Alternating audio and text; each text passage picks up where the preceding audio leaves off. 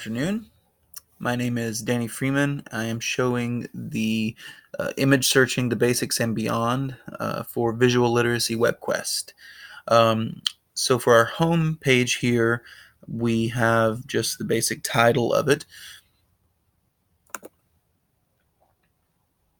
The introduction, I threw in a little graphic here about basically wading through this sea of information to try to get to the point.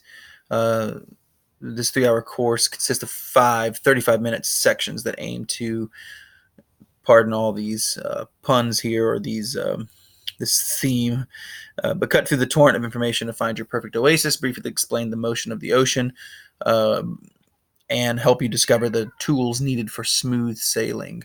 Ba-doom-ts.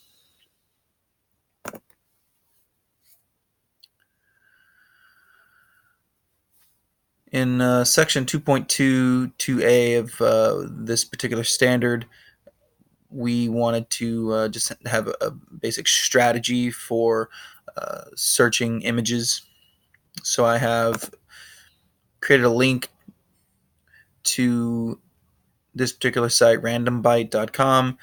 It gives what we would cover in the workshop, which would be basics of how to search for an image, and as far as going to search tools and selecting the size of your image, the color, the type, the time, and all of those things. For my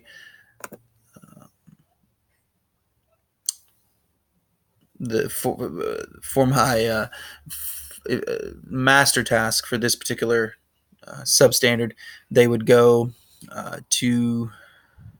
be handed a piece of paper which would allow them to go to specific to find specific criteria for searching for images, and they would have to do that.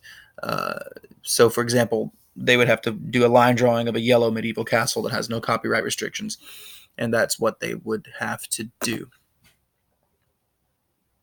And so for this particular substandard, I have just linked to some search tips and tricks to supplement that particular coverage area. For 2.2.2b, this is about captions and labeling, right-clicking on images to pull up the inspect tool to find metadata for that, going to your particular photo and going to properties and adding in comments or descriptions for later referencing when you post that to the internet. It is easier to find if you can give it a certain tag. We would cover that in our workshop.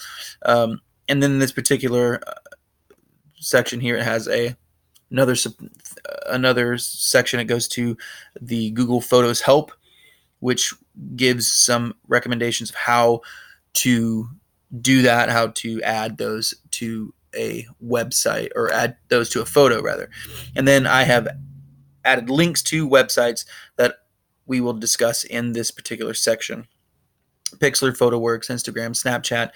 There are others, but these are the ones that I've linked to that allow for easy photo editing, adding captions, or other types of manipulation. In 2C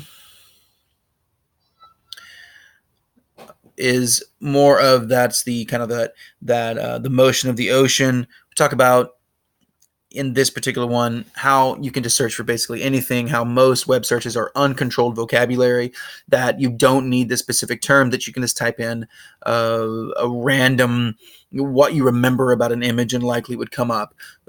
For example, you could type in painting with a swirly sky. You don't remember the name, the artist, or any other the things, but you know that it had a swirly sky. You could type that in, and likely Google Images or any other search engine will give you Van Gogh's Starry Night, for example. In this particular one, I set up a link to the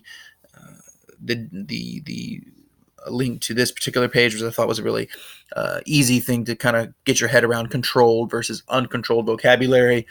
Yeah, so I just wanted to kind of give that. I thought it was a really good contrast. And so I've added that to there in case that term is either forgotten or it's still hard for people to understand the difference between those two things. For 2.22D, this one is how to use your advanced search functions to kind of that, and why I put a scalpel here is to kind of like surgically get to the meat of what you want and what you're wanting to find. So this one would be how to use certain operators. For example, the quotation marks around your term, which would make sure that that is absolutely in either the description or physically in the actual picture of the thing. And so we have all of these sorts of commands that you can go through here: in post title, all in title, all of these. So I added that as a supplement to that particular section there.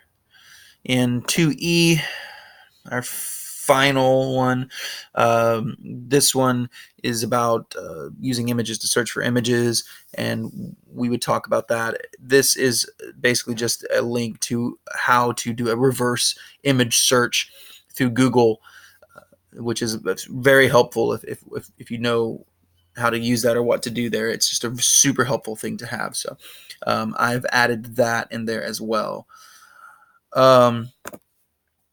Not required, but something that I thought was really good is I added a link to the best practices for Google's a Google document for their best practices and how uh, how they explain how to better, and it's just got a lot of different stuff, but how to better look for images, and just the best ways to do it. So if I didn't cover something, maybe you could go through and read this article. I thought it was very interesting, and I've added that as well.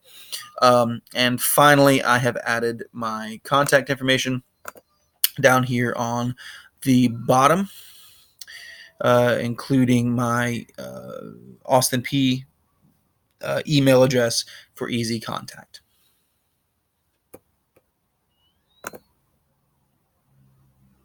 And that's pretty much it.